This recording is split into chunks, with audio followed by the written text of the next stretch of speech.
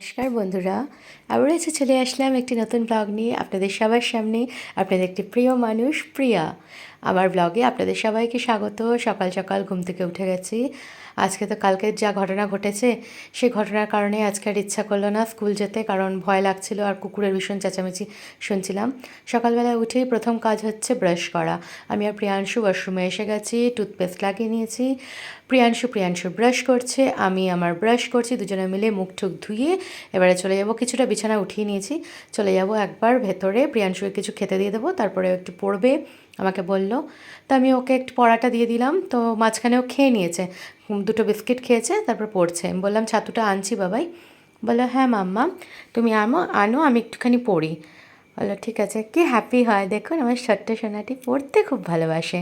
তো আরও কিছু পড়বে বললো, বললাম ঠিক আছে, মুখে মুখে পড়াবো, আবার লিখতেও দেবো কিছু কার্সিভ রাইটিং।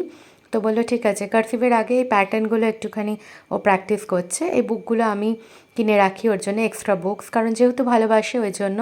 আর বললাম এই যে বিছানাটা করেছিলাম যে তুমি এই করেছো, বলছে আমি আবার ঠিক করে দেবো। সে নাকি ঠিক করবে, ভাবুন কত কাজ করে আমার সোনাটা।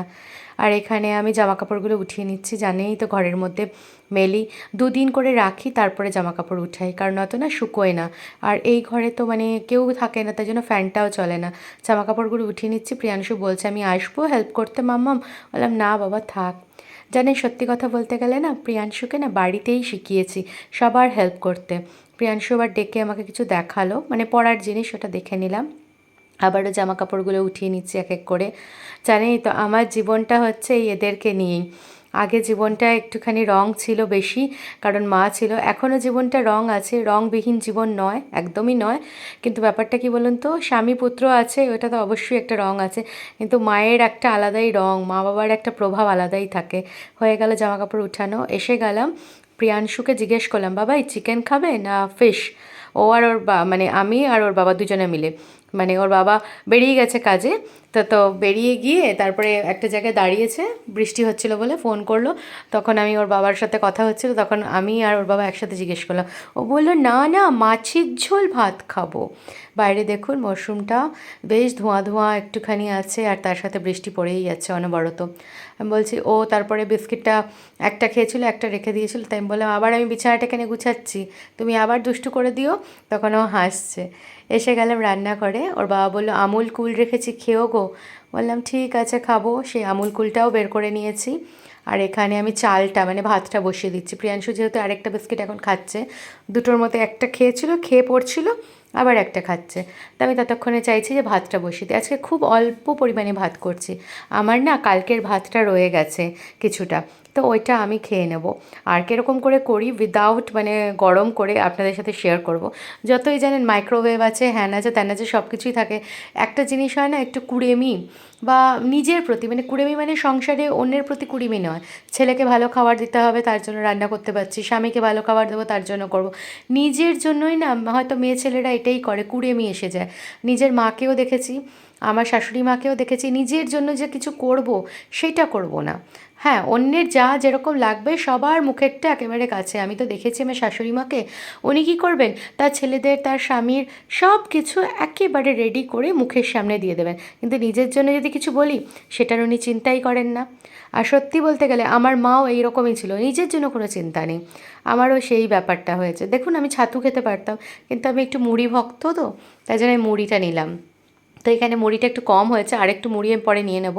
আর মাছটা যেটা বের করে রেখেছিলাম ওই মাছটাতে জল দিয়ে দিচ্ছি, একটুখানি ভালো করে এদিক ওদিক করে চাকটাকে উঠিয়ে ভালো করে জলটা দিয়ে দিচ্ছি, না তো মাছটা না ছাড়লে পরে আমি তো ঠিক মতো বানাতেও পারবো না, তাই না।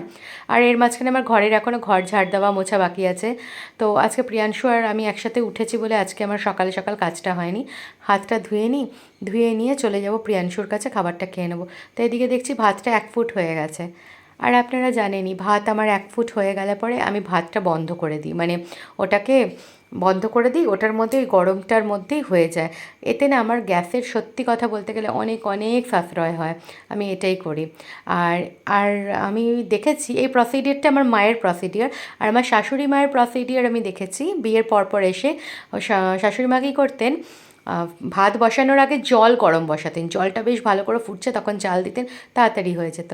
আর এই যে দেখেছেন ডাব্বাগুলো ধুয়ে কেন রাখি জানেন? প্রত্যেকটা ডাব্বা, আজকে যেরকম এই মুড়িটা শেষ হলো ডাব্বা বের করে দিয়েছি, ধুয়ে রাখবো, তাহলে পরের জিনিসটা যেটা ঢালবো না তখন গন্ধও থাকবে না, আর সুন্দরভাবে ঢালতে পারি। দেখলেন আজকে সয়াবিনটা ঢেলে রাখলাম, কালকে ওই ডাব্বাটা ধুয়ে রাখা হয়েছে, তাই জন্য আজকে ঢেলে রেখেছি। এখানে প্রিয়াংশু একটু আদর চাইছে, একটু মায়ের আদর চাইবেই, ঘরে আছে আদর খাচ্ছে, আর একটু মুড়ি খাচ্ছে। আর আদর করে আবদার করে বললো মুড়িটার মধ্যে সেও আছে, ওটা খাবে। আমি বললাম ঠিক আছে, তুমি আগে নিজে ছাতুটা কমপ্লিট করো, তারপরে তোমাকে আমি সেওটা দেবো। তো তখন খুশি হয়ে গেল। একটু একটু তো বায়না করবেই, তাই না? আচ্ছা, আপনারা জানাবেন তো প্রিয়াংশুকে কেমন লাগে আপনাদের, আমাকে কেমন লাগে সেটা তো আলাদা ব্যাপার। এখানে এটা নিয়ে অতগুলো ব্লক আলু দিতে হবে ব্লক চ্যানেল ব্লক কোথায় কালো করে পাকক দিয়ে দিলাম চিকেন করে একটা লেগ দিলাম লেগ দিলাম তারপরে পিঠ কোথায় পিঠ দিলাম। কি বানাচ্ছ এটা? লেগিং ব্লক, এই ব্লকটা দেব তারপরে। বিল্ডিং ব্লক দিয়ে কি বানাচ্ছ? গোল ঘর? কে কে থাকবে তোমার এই ঘরে? সবাই, মামা, বাবা, দিদুন, দাদান, টাম্মি, দাদু ভাই তো না। আচ্ছা, সবাই থাকবে? বাবা বাবা, আচ্ছা ঠিক আছে, ঠিক আছে, বানাও। আসলাম কিচেনে, এইখানে দেখিয়ে দিচ্ছি আপনাদের, এই যে টমেটো আর আদা, একটা ছোটো মানে লঙ্কা নিয়ে নিয়েছি এক টুকরো, আর এখানে জিরাটা ভিজিয়ে রেখেছি, এটা বেটে নেব, বেটে নিয়ে হয়ে যাবে। এখানে আমার ভাতটা হয়ে গেছে, মাঠটা গেলে আপনাদের দেখাচ্ছি প্রসিডিওরটা। মার গালা হয়ে গেছে, এই যে সাইডে হচ্ছে সিদ্ধ চালের ভাতটা, ওটা প্রিয়াংশুর, আর এটা কালকের আমার যেটা রয়ে গেছিলো আতপ চালের ভাত, বুঝতে পারছেন? ঢেকে দিচ্ছি না, আবারও আপনাদের দেখিয়ে দিই, আমার মনে হলে হয়তো বুঝতে পারছেন না। এই জিনিসটা আমার মা করতো, ভাতের পাত্রের মধ্যেই রেখে দিত, রেখে দিয়ে ঢাকা দিয়ে দিত, বেশ গরম হয়ে যেত। ওই মায়ের প্রসিডিওরগুলোই মা, শাশুড়ি মা, কাকিমা, পিসিমা, এদের কাছ থেকেই তো আমরা শিখি, তাই না? Next generation. চলুন। হ্যালো বাবা, ভালো করে বললি কথা বলো, ভালো করে বললি কথা বলে না কাবাই কর। কার সাথে কথা বললে? বাবার সাথে। কি বললে বাবাকে? তুমি করলে আমি লাভ করবো, তুমি না করলে আমি লাভ করবো না, কাবাইকেই ঘুমো করবো। আচ্ছা, শুনলেন প্রিয়াংশু কেমন কথা বললো ওর বাবার সাথে? আমি এখানে মশলাটা করে নিই। এই দেখুন মশলাটা, দাঁড়ান আপনারা হয়তো বুঝতে পারছেন না, আমি ফ্ল্যাশটা জ্বালাই, আমার তো লাইট নেই না এক্সট্রা, তাই জন্য একটু বুঝাতে অসুবিধা হচ্ছে। এই যে ফ্ল্যাশ জ্বালিয়ে আপনাদের বুঝালাম। এই যে মশলাটা করে নিয়েছি, এবারে আলুটা কেটে নেব, বসাবো, বসিয়ে দিচ্ছি। এখানে ফার্স্টে তেল দিয়ে দিচ্ছি, সিম্পল রান্না, জিরা আদা জিরা বাটার যে ঝোলটা হয় ওটাই, আর কিছু না। সেটা মানে আমার তো শিলনোড়া অনেকটাই নিচে আছে, ওটা উঠাতে দেন না হাজব্যান্ড, তাই জন্য উঠাতে পারছি না, যেহেতু ওই যে সিজারিয়ান বেবি তো, তার জন্য টান ঠান যাতে না লাগে সেই কারণে। এখানে মাছগুলো একটু লাল লাল করে ভেজে নিলাম, নিয়ে এরপরে এখানেই আমি দিয়ে দেবো। আর আলু ভাজার প্রসিডিওর আপনারা জানেন, যারা প্রথম থেকে ব্লগ দেখেছেন তারা ভালো করেই জানেন, তাও আমি আজকে আবার বলে দিচ্ছি। আলুটাকে দিয়ে একটু নাড়াচাড়া করে উপর থেকে নুন দিয়ে ঢেকে দেবো, আলুটা নিজের মধ্যে অনেকটা সিদ্ধ হয়ে যাবে। মাংসের আলু হোক, মাছের আলু হোক, ডিমের আলু হোক, যে কোনো জিনিসে আমি এরকমই করি।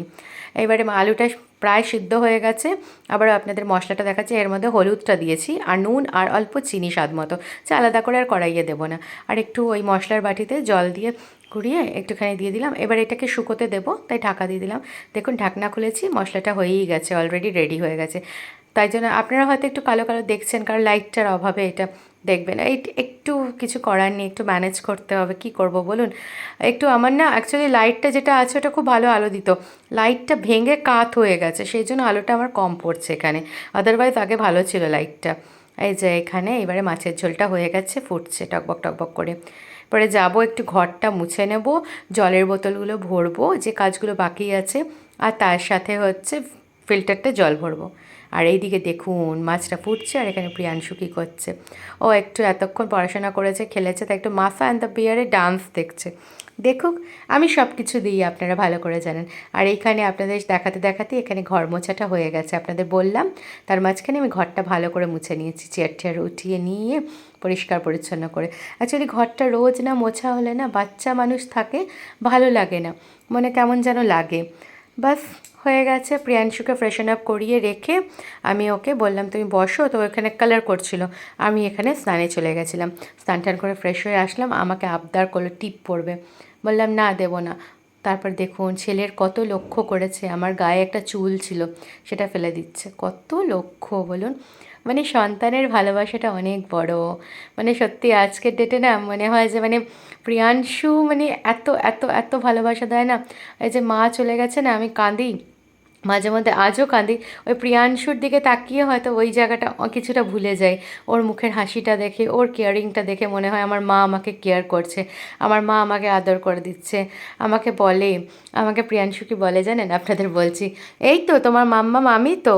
বললাম তাহলে আমি কে? বলে তুমি আমার সন্তান। বললাম বাবা সন্তান? বলছে হ্যাঁ আমি, তুমি আমার সন্তান, আমি তোমার মাম্মা, আমি আছি না, তোমার ভয় কিসে, তুমি কাঁদছো কেন? আর সত্যি কালকেও আপনাদের বলেছিলাম না, কালকেও যে বিপদটা ঘটে যেতে যাচ্ছিল, ওই টাইমেও প্রিয়াংশু বলছিল মাম্মা আমি আছি তো, তুমি চিন্তা করছো কেন, আমি আছি তো। দেখুন কত আদর, কত ভালোবাসে। অথচ জানেন সারাদিন বকা খায় আমার কাছে। আমার শাশুড়ি মা এই ব্লগটা দেখবে, আমার হাজব্যান্ড যখন দেখবেন, আরও আমার ক্লিকোজ যারা আছেন, যারা জানেন, আমার বাবা, সবাই বলবে সারাদিন তো বকিস কিন্তু দেখ কত আদর করে। তারা সবাই বলবে সারাদিন বকো কিন্তু আদর দেখো। আর সত্যি বকি আর যাই করি, ও ভালো করে জানে ওর মা ওকে কতটা ভালোবাসে। এটা আপনারাও জানেন, আপনাদের মা কতটা ভালোবাসে, আমিও জানতাম আমার মা কতটা আমাকে ভালোবাসে। আর সত্যি বলতে গেলে প্রিয়াংশু ওটা জানে, তাই জন্য মানে দুপুরবেলা রাত্রিবেলায় ঘুমিয়ে ঘুমিয়ে বলে যে কতটা ভালোবাসে। সত্যি মাছের ঝোলটা দারুণ হয়েছিল। আবারও কাল আসবো, টাটা।